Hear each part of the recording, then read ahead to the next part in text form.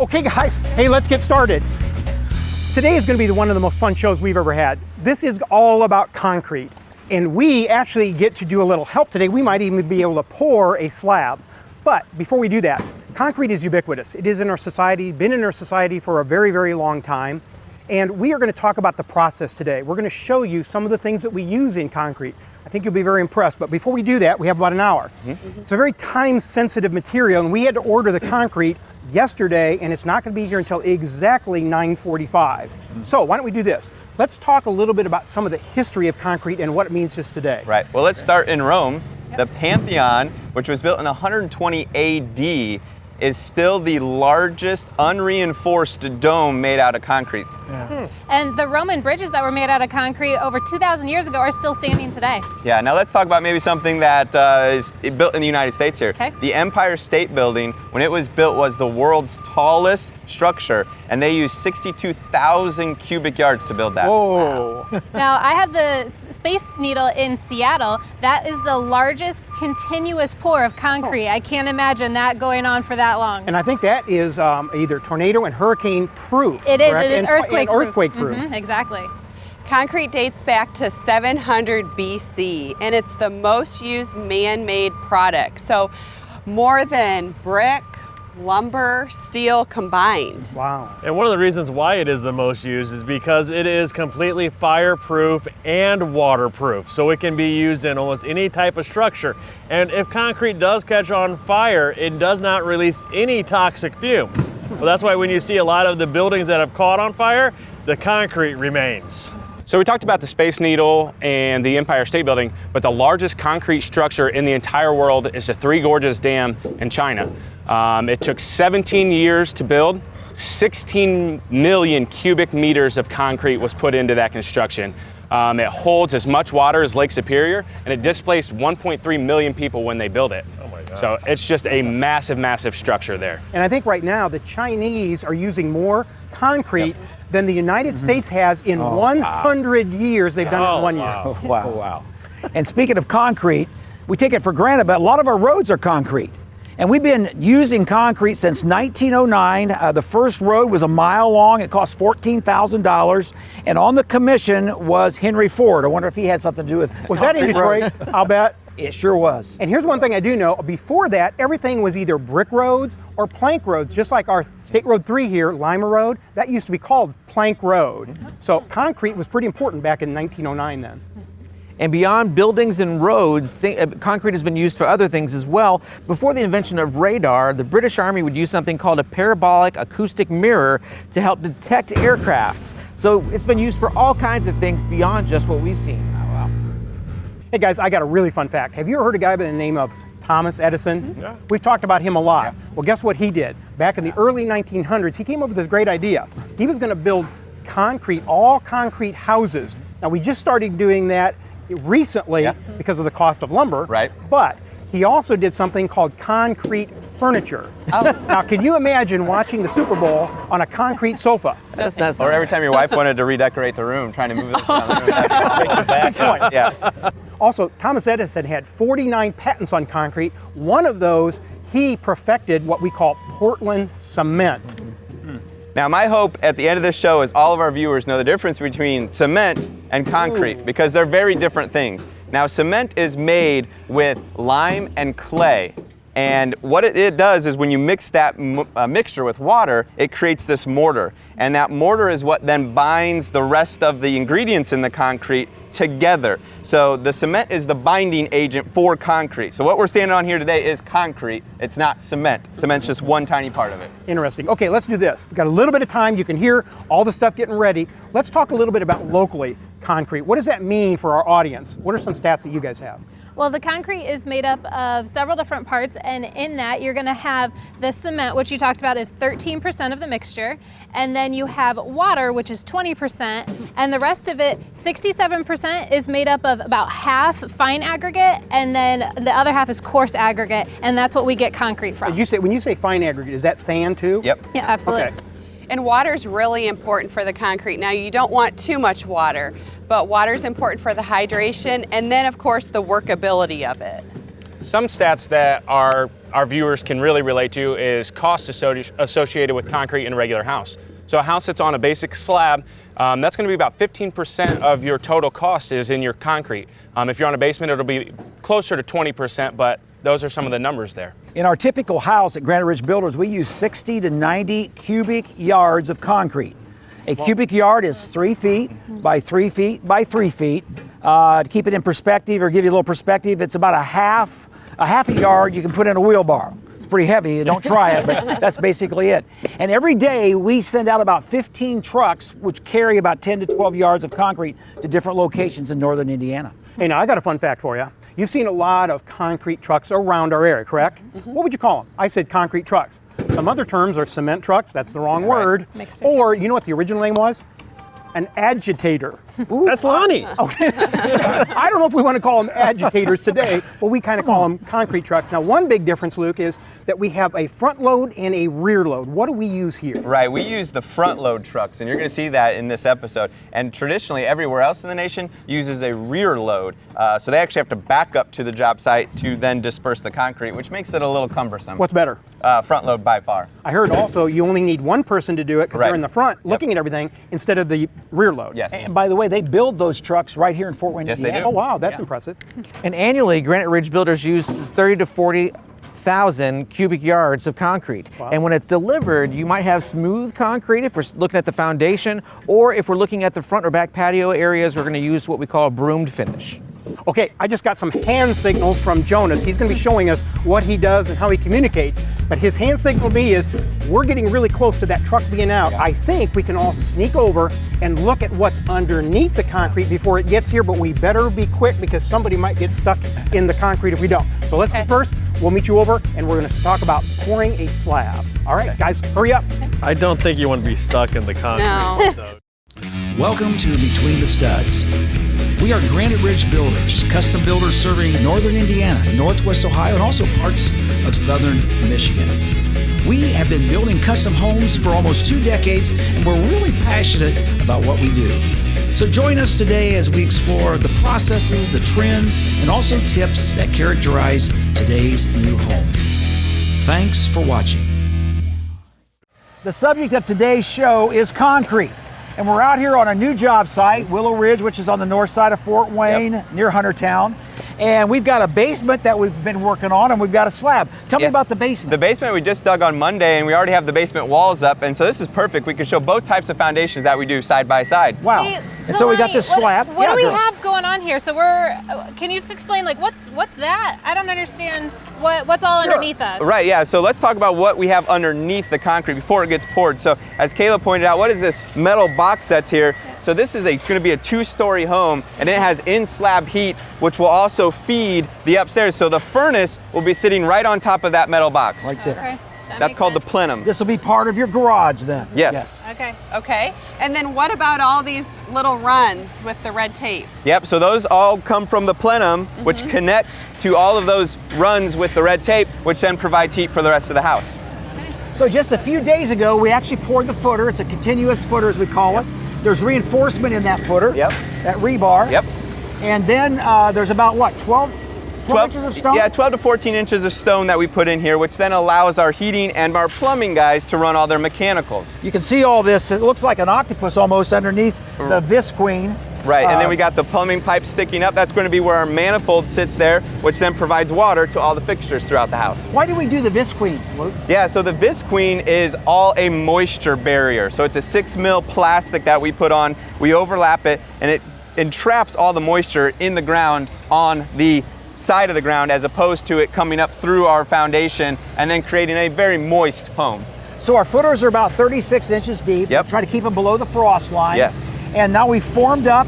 We've put 10 or 12 inches of stone down there. Yep. We've got the visqueen, and then we've also got the metal, the rebar. Yep, and then we also have foam. Mesh, So anywhere okay. where the house Oh. is, we have this foam, which protects, again, from that frost. Now the form is 4 inches high from this foam, so we have a 4-inch thick slab that's going to be poured on all of this in about 15 minutes. Okay, so trucks are coming, and how many trucks are going to take to pour this? This will take about 3 trucks to do. Okay. 10, 12 yards a truck. Yep. So 30 yards plus or minus, Yeah. and it's going to take about 3 or 4 hours of work. Yeah, 3 to 4 hours to get this thing looking good. I'm glad we've got workers here on. I mean, we're ready. We're ready. We can do this. We were made for this.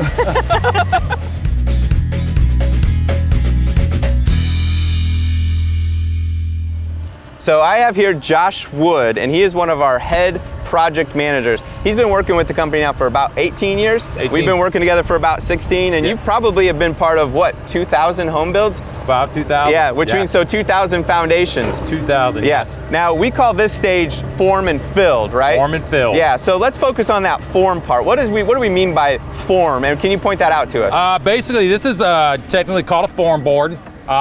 Basically, it wraps clear around the whole perimeter of the slab, basically keeping all the foundation concrete together once we pour it, so we have some kind of stability to keep everything together. Right, so this is exactly the footprint of the house, and it's going to lock that concrete right where we want it to be. Absolutely. Yeah. You got it also is perfectly level all the way across as we go around this, and that gives us kind of a elevation to make sure that even the parts in the middle, we are level with the outside of the Even foundation. plane, yes, sir. But now, I noticed we talked about level. Over here in this corner, it drops about 4 inches. Can you explain that? Yeah, what we do in all our garages, we do a 4-inch slope.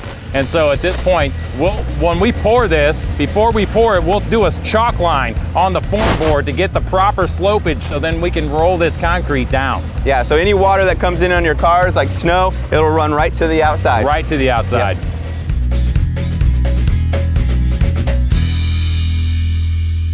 Now Josh, the truck's getting ready to pour any second here, but when it comes to concrete, you have to have a lot of tools ready at exactly the right time. So let's talk about a few of these, and what does Tony have here? Basically, this is what we call a come along. Basically, it does two things. We pull the concrete towards us, and then our little notch on the end will pull up on the mesh, and then this way we can kind of get the mesh in between the concrete and basically kind of helps out with the screed board at the same time. Right. Hey, we know Very nice. what There we we're go. doing. Okay, well now it looks like the girls are bringing in something here that's really long. This is crazy Yeah, long. right. These Like a two of us 2x4. here. Right? It does look like a 2x4. It does look like a 2x4. It's kind of the levelness of a 2x4, but what this is called is a screed board. We kind of level out the concrete as we're coming and pulling that concrete in throughout the slab. We have two people on both ends basically kind of just going like this, knocking that concrete nice and smooth. Yeah, and it's important to have this as very straight, so that way when you're pulling it, it's a nice level surface. Yes. And it takes some skill to run a screed board. Yeah, It does I can take tell. skill. Yep, Yes. thank you. Man, I like All those All right, boots. looks like I like Lonnie's those bringing in boots. something Love else it. here. Hey, guys, it looks like what we found is a, this? it looks like we found a cell phone antenna. Right, so what do you call this, Josh? This is called a bowl float. It's not a mop, but kind of same method. Kind of, you're gonna push this across the surface of the concrete, and then basically it has a turning method with the arm, With the pull, and yeah. then you're gonna bring it back towards you. So it's technically smoothing out this nice surface, and we're kind of trying to get that aggregate working down. A lot of tools you guys we use need, this. man. Lots of tools. We use this Okay. after we screed it, right? And that just continues to work that surface, make sure it's Correct. nice So and we smooth. need to wait till the concrete's here, right? Right, you guys are a little premature. right. Does yeah. it have to be 100 feet long? Oh, right. Look at this man. thing. Gotta reach. All right. Okay. Looks like Izzy found a tool too. What you got there, Riding in Izzy? here, man. Man, it's got the nice float going. So we call this a hand float. Yep. So this is basically, you'll see the guys, once the concrete gets laid, they'll go across the surface of the forms and they'll smooth that concrete all the way around. And then they'll be in front of that bowl float as he's working it all the way around the whole slab. Right. All right, so I come before them. Right, right, yep. right. All right, well, those are just a few of the tools. We're gonna see more of these as we start to pour this slab, so thank you. No problem.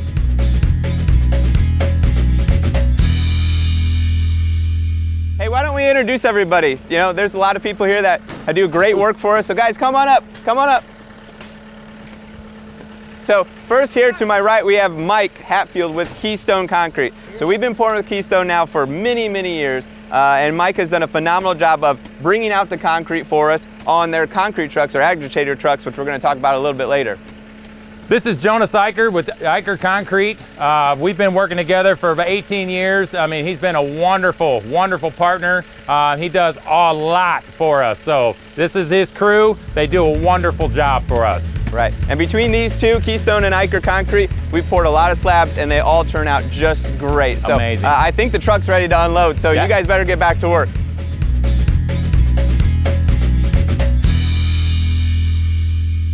Okay, so we're going to pour concrete. The first truck has arrived, And one of the things that we really need to review is the quality. It's so important on these jobs. Right, yeah, and we probably need to get Jonas over here for this. So when it comes to the quality of concrete, there is so much to consider that there's these outside elements. Now you have the recipe that the plant has brought out, but then there's all these other contributing factors that might throw the quality of the concrete off a little bit. So we're talking things like weather, for example. And most people might think, well, you know, it can be too cold to pour concrete, but it also can be too warm. I know What's too warm? What's a hot day that's kind of like, I shouldn't pour? Well, a hot day, it depends if you have a little bit of wind, or wind. You take a lot into a factor. Yeah. If it's just really the humidity's high and it's 90 degrees, we really watch when we pour. Yeah. We love early mornings. Early mornings the are great. last thing we want to do is pour concrete and then have to take it out. Right. So we're careful. So you mentioned a few of the things. So there's humidity, because the humidity with all that moisture in the air, but there's also times where it just got done raining, like it rained last night. We have to contribute that into it because there could be a little bit of moisture on that visqueen, which you guys have been taking care of this morning. Yes, we have.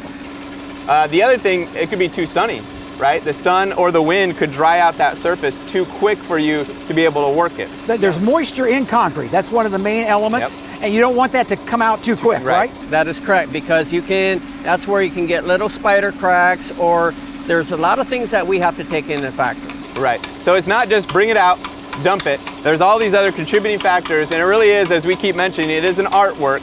And Jonas is probably always staring at his phone, looking at the forecast to make sure, and you're looking at it about every half hour to make sure nothing's changed in order to get this concrete poured and poured correctly the first time. And let's emphasize, it takes a team to pour a slab like we see out here today.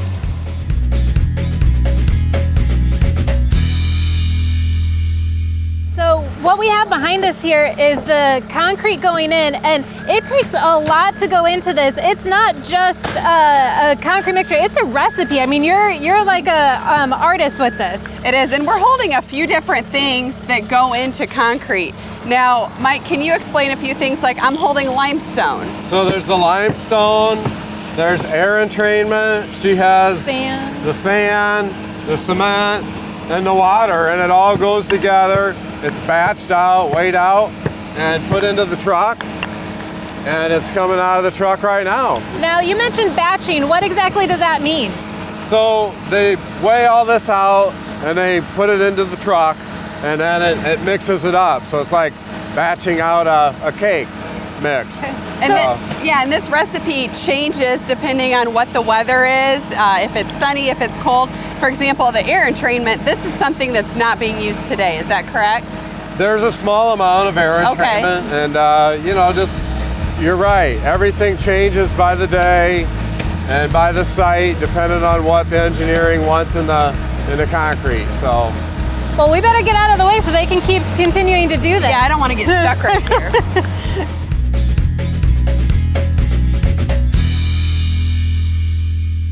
So Jonas, a lot of your hand signals, they look like my old baseball coach, telling me to steal third base. Do you have specific hand signals for what you want them to do? Is that a universal language, or is it something that you have worked out with your drivers? Well, over so many years of pouring, we know our signals, and that's how we communicate. A lot of times they're in a far distance. I don't have time to walk up there and tell them everything. So it's all done by hand signals. So really there's a secret communication. We're gonna break the code. We're gonna fill you in on what's going on. You're gonna be part of the concrete community. Jonas, just give us like 3 or 4 of your hand signals. I just told him to start pouring. Now when you want him to stop pouring, I don't want you to do it right now, don't tell him, but show our camera, how do you tell him to stop pouring? That's a pretty universal signal to cut it off. Yes. So do you have any other signals that you use with your crew on things? Yes, well, we all are on the same page on this. If I want to add some water, if I want to add 5 gallon, I hold 5 fingers. Or if I want 8 gallon, I put 8 fingers. Or let's say if we wanted to go more than 2 hands full, you put 10 plus 5 is 15. That's how we do it. So really you can see how this is really an art, because they are doing all this and they're not even saying a word to each other. Communication really is key for you guys out here. Yes, it is, especially when you got soil conditions such as rain last night, it's muddy. All these things can be done by hand signals.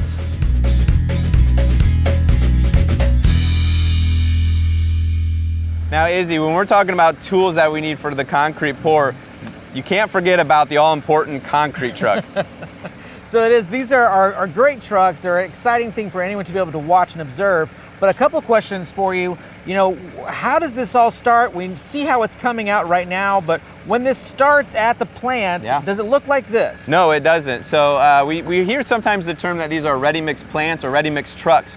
So what that means is they're adding all of the ingredients into this drum and they're all separate at that point. Then you'll see this drum spinning as it goes down the road. That drum's got these fins on the inside of it, and they actually call those agitators, kind of like a washing machine agitator, and it's just mixing all of this together, so when it shows up to the job site, it looks like what we see behind us. Okay, and now when it's parked here though too, like I said, we've watched them sometimes start to turn again while it's here. Is that the same thing? It could be that they're just making sure things aren't setting up in there, but it also could be that Jonas might have ordered a little bit more water in there, so it's mixing that water, but then they also have to rev that drum up to get it to come out that chute. Okay. What's an amazing truck, and if you haven't seen one of these in action, I recommend whenever you see Granite Ridge building something, stop out, watch some of this stuff. It's so exciting.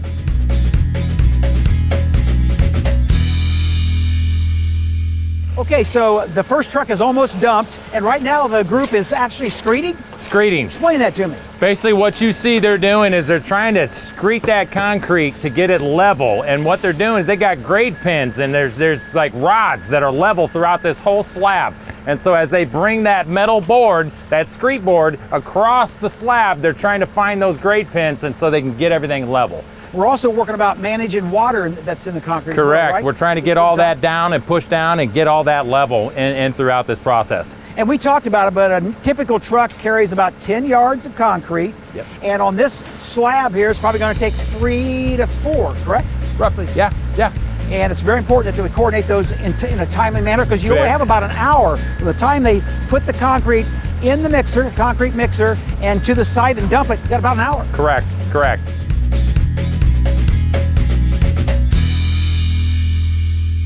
All right, guys, so it's important because that's where our bottom plate's gonna sit down on. So that area needs to be nice and smooth, and you need to make sure none of that excess concrete is sitting on top of that form board. So make sure you scrape that off. Okay. Yeah, as you can see, there's a science and a touch to it, a feel. Yeah. So whenever we're hand troweling, especially in these areas that are up against form boards or up against any of these penetrations that come up through the slab, that hand trowel really needs to be the only tool that can get in there. The power trowel is just too big, but I do like seeing that power trowel go because it can just smooth out a large area of surface very quickly. Whoa, guys. This is not acceptable. I'm gonna have to. You better hand them over. Hand me the float. You're fired. I'm sorry.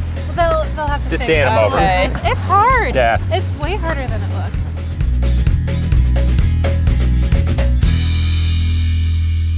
Hit it a little harder, right? Yeah, right there. Yeah. So we call this tamping the side of the form boards, and the whole purpose of that is obviously you can get on the top of this surface and work it, make it nice and smooth. But on this outer edge, we don't have access to it because the form board's there, but it is an exposed edge. So talk about some of the things that can happen if we don't tamp that.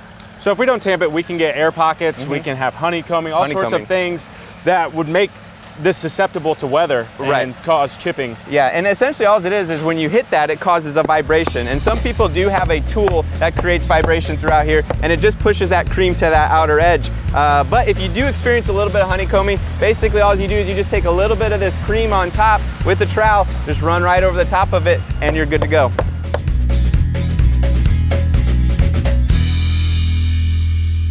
Now the garage floor behind us has been poured and it's looking really good, but Luke, what's happening now? What's this next stage? Right, so what they're working on behind us is what's called bull floating. And every step of this process is just working that surface even more and more to give us that nice smooth finish that we're after.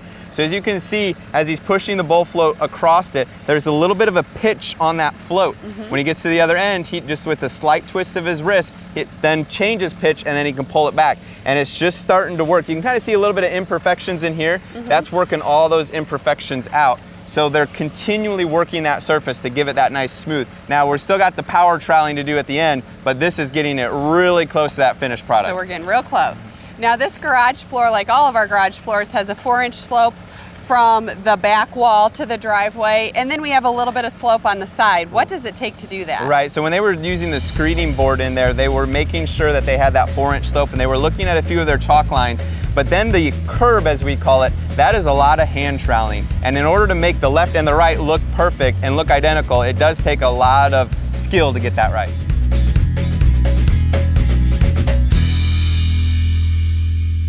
Now again, I'm here with Mike from Keystone Concrete, and we talk a lot about quality in this show. We have 3 ways of testing our concrete to make sure that that quality is where we want it. So let's talk about the first one that's in your hand there. What is that called?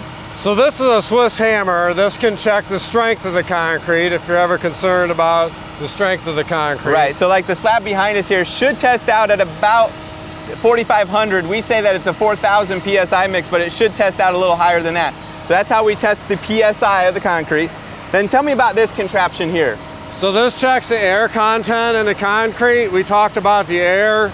This checks the actual air amount in the mix. Right. Then the third one, which is a very important one there, it's shaped like a cone. We call that testing for the slump of the concrete. So that's a slump cone. And what you do is you fill that up in 3 lifts, you tamp it, and then when you lift that cone off, depending on how much it slumps down, will tell us the slump of the concrete. Now tell me why the slump is important to know. So the slump has to do with the strength of the concrete, ultimately. And so more water, you get less strength. Yeah, and there's a little balance there because you can't have it too dry because then you can't work it, but too wet means that it's going to be too weak. So it's very important to know that because that's going to ultimately tell us how this concrete's going to perform. Thanks, Mike.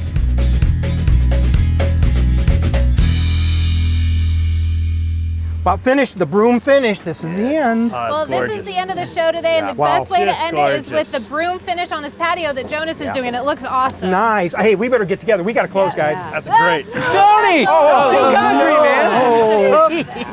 Jonas. Sorry, Jonas. Big thank you to Josh, who let us come out on one of his sites today, and also his son, Bailey. Bailey, you like his work? Yeah, I love it. Cool, cool. By the way, you understand why he likes football? And then also Jonas Eicher. Thanks, Jonas. Jonas has poured more slabs and overseen more basement installations than anybody else at Granite Ridge. About 25 years for us, Jonas. Thank you very much. Yep. Wow. Thank you. Now, guys, it takes about 50 people to get it to this point between truck drivers, you got the plumbers, you got Jonas and his crew, our crew. So it does take a lot of artisans to get it to this point, and that's what Jonas truly is when it comes to this concrete. And just like anything in life, you have to have a firm foundation, a great slab to start on before you can build a great home. One of the founding materials of the world as we know it is concrete. Yeah, it's true. Well, it's been a beautiful day out here. We've been in Willow Ridge North. This is a beautiful Granite Ridge community on the northwest side of Fort Wayne. We're off of Cedar Canyon Road. There's a few lots left and we have a few spec homes available. So if you need a home today, give us a call for more information. And then you can see we have more going on behind us. So call Granite Ridge Builders today to find your perfect home. Okay, time is run out. We got to close. Kayla, would you close? Absolutely. Thank you all so much for joining us today. If you'd like to learn a little bit more about who we are, what we do, and why we do what we do so well, please give us a call, visit our website, or even better yet, come in. We'd love to talk to you all about concrete for your new home. Jonas, I'm really sorry. Jonas, make him do it again. Show him how he can do it. He's buying that Russian.